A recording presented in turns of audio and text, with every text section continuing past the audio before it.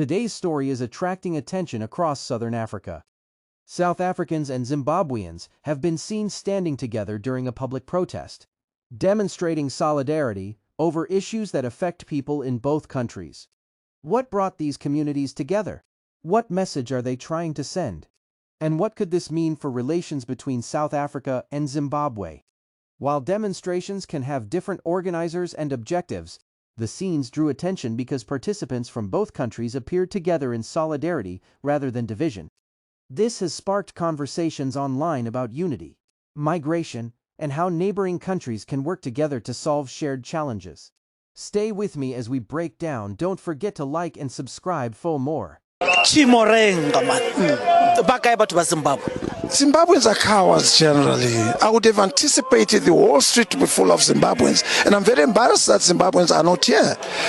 It is very, very embarrassing because I see Dudula, I see Operation Dudula, I see MK and so forth, March and March, but Zimbabweans are not here, and this is an embarrassment. I think the reason why they are not here is Zimbabweans have been induced with fear. They are very fearful people. Mnangagwa's one of these tactics is fear, to induce fear in the people, and this is why these people are not here. We need people that are brave, people who cannot be intimidated. Mnangagwa is the one who is using fear to induce it on the people so that people cannot stand up against him, and this is what we're fighting for. Thank you very much, my brother. Remind them, who are you, where are you from? I'm William Sikini. I'm the president of Special Interest to Zimbabweans, and we're based here in South Africa. We'll continue to fight the Mnangagwa administration. Where in Zimbabwe are you from? I come from Harare. I stay in Chitungwiza, and yes, that's... Thank you very much. It has been my pleasure. But they are relatively safer here in Pretoria at the embassy, but they still did not show up. Are you disappointed? Yes, 100%. What is your message to them? Zimbabweans naturally are not very brave people because of the war that Zimbabwe went through. What is that now we are talking now is Zimbabweans now. As much as we are painting South Africans xenophobia, there is nothing, any media house, any whosoever, any country that is going to tell you that South Africans are xenophobia. It's a lie. Zimbabweans, they have learned to live with fear. I personally assumed mobilizing people to come here would have been easy because this is safe ground. You know, no one is going to violate you here.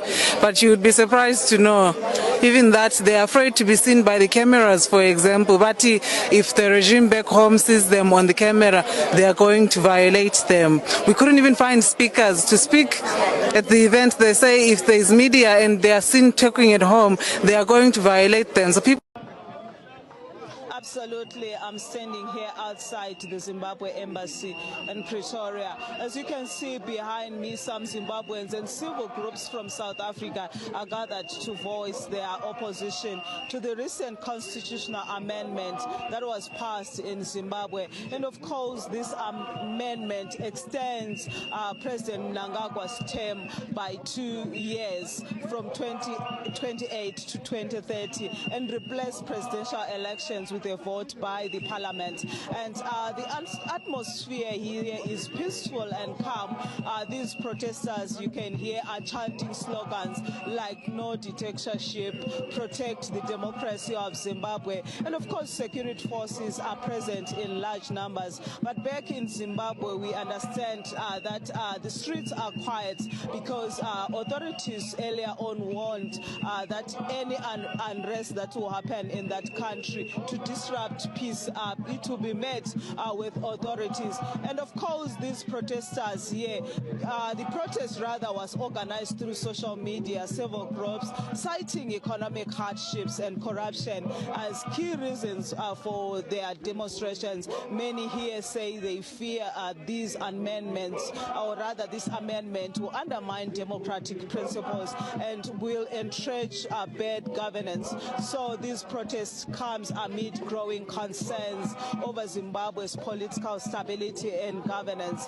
Security here remains tight, but also those that are here are voicing their concerns about what is happening in Zimbabwe. Let me take this conversation to some of these people that are here and hear their voices.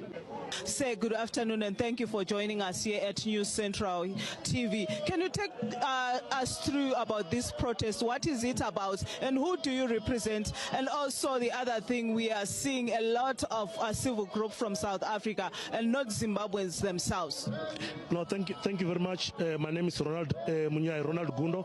I represent iKhale movement. We are coming here in one voice to in solidarity with people of Zimbabwe. We can see the persecution that is being imposed by the regime of Mnangagwa. We said it can't be that we keep quiet while we can see what's happening. So we are saying no to this persecution that is happening in Zimbabwe, and we are saying it cannot happen under our watch. The reason why Zimbabweans are not coming is perhaps to begin with, maybe they are afraid that because of what has been happening in the months past, where Dudula was actually involved in attacking foreigners. But generally, Zimbabweans also have been induced by with fear. The government of Zimbabwe is very good in inducing fear on its own citizens. So because this is an embassy, the embassy itself, instead of representing the people, they actually induce fear on the people, and this is why people are not turning up. We would have expected a lot of Zimbabweans to be here, but because of fear, this is why they're not here. So you have heard from activists and Zimbabweans themselves that are here at the embassy in Pretoria, voicing their concerns about what is happening in Zimbabwe and saying that protests like this are going to continue so that they send a strong message to Zimbabwe. For now, we continue to monitor this protest. It's now back to you in the studio. Manda, thank you very much. My name is Ronald Gundo. I'm from iKhale movement. I'm a national organizer. So we are here to pledge our solidarity to the people of Zimbabwe. Our message is very clear. We are unapologetic. We can see what's happening in Zimbabwe. And I've indicated this to the previous people who interviewing me. I've already briefed my lawyer. This has been done already. We are going to take the government of Mnangagwa to International Criminal Court. This is a decision that we already taken as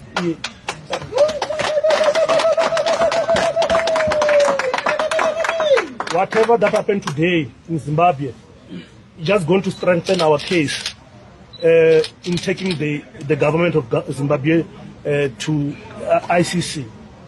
We can see what's happening with on the regional politics that is being paraded here with SADC. They are protecting each other. It can't be that President Ramaphosa can be held accountable with Pala, but Mnangagwa can't be held accountable. There's nothing special about Mnangagwa, by the way. Yes. So we're going to enforce the democratic state to be ushered in Zimbabwe with our solidarity.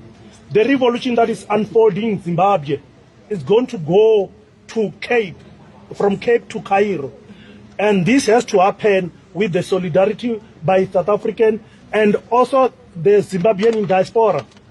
South African people must stand up. Progressive forces in Africa must stand up and support what's the human rights that need to be ushered in Zimbabwe.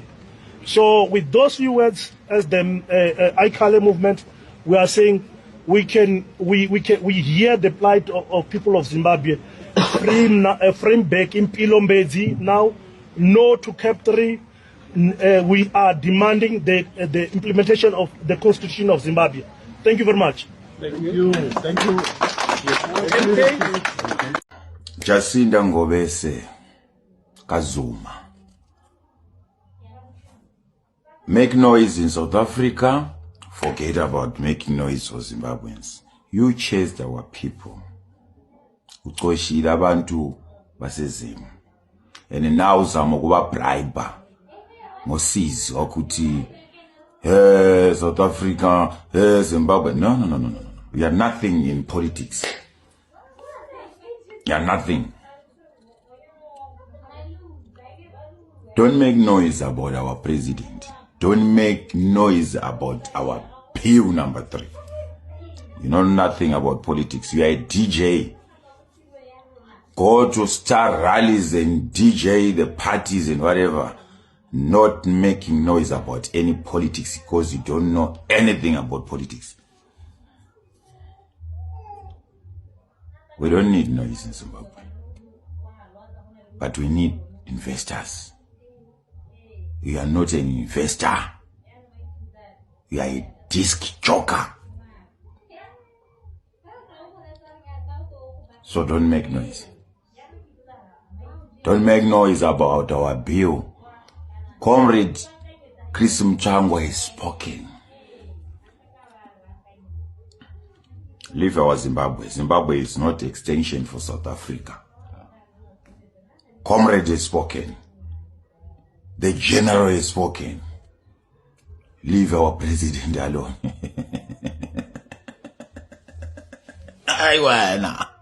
Go and look at Zimbabwe. I used the case of Zimbabwe because it's not far from us. Sure. When ZANU-PF was busy destroying Zimbabwe, there were people who were saying, people like me were crazy. And say, no man, you are crazy. ZANU-PF this and that. Today in Zimbabwe, black people in Zimbabwe live like animals. You know who destroyed that? It's not some white colonialists. It's black people, ZANU-PF. So look. Never enjoyed that right in its fullness. Do you know that if we really could vote, one man, one vote in Zimbabwe, if we had that freedom to choose our leaders, most of us, we would not be here today. Yes. We would be in Zimbabwe. Yes. In Zimbabwe, in Sunshine City. Yes. You know, I think about it, like for me, my children have never even been to Victoria Falls. Outside is that. Yes. And this is all the problems that they face as minorities in school and everything. We would not be here. Because you know,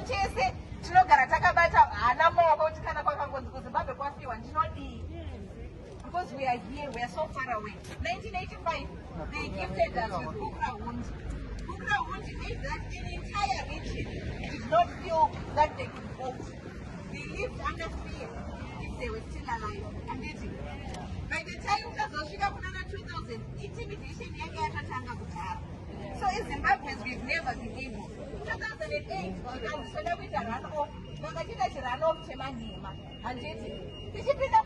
2018, come 2018, and again our elections were rigged.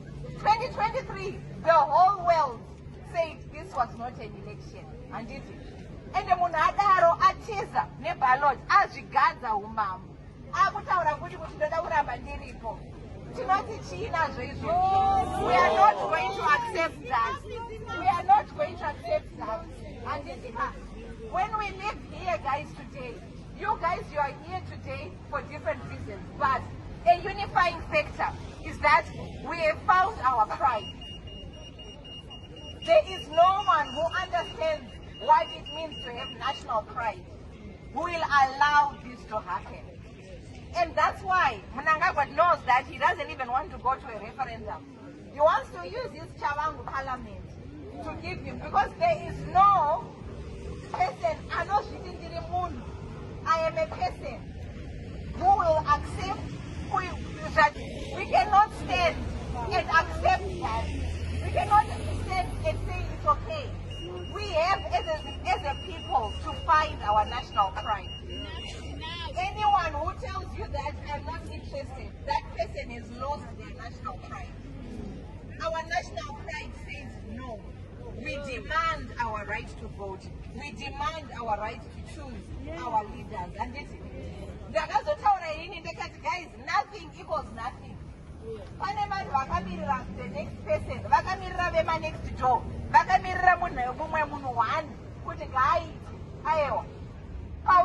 if you are doing nothing, nothing plus nothing plus nothing plus nothing equals nothing. We are here today because it is the start of something. And we want to send a message out there to say, we are not going to stop. You will not get away with this. And this is, because for most of us, because we want to go back to Zimbabwe. And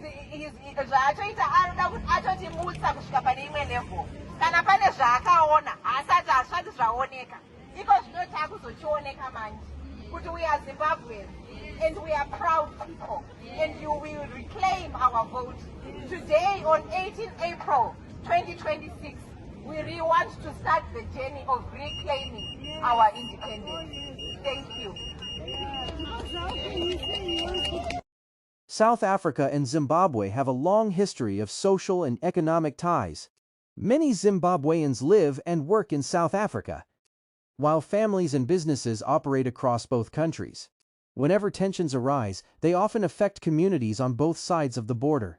Events showing cooperation instead of conflict, therefore, receive significant public attention. Supporters of the demonstrations argue that regional problems require regional solutions and that peaceful engagement is a better path forward. Others believe governments should address concerns about jobs, economic opportunities, and migration through policy and dialogue. As expected, reactions have been mixed. Some people praised the demonstrations as an example of African solidarity. Others questioned whether the protests would influence government policies. There are also concerns that misinformation online can exaggerate events, making it important to rely on verified information before reaching conclusions. Regardless of political views, many observers agree that peaceful demonstrations remain an important way for citizens to express their concerns. The outcome will depend on several factors: government responses, public dialogue, regional cooperation, community engagement, future meetings between leaders. If constructive conversations continue, these events could encourage stronger cooperation between South Africa and Zimbabwe. This story reminds us that many challenges facing African countries are interconnected.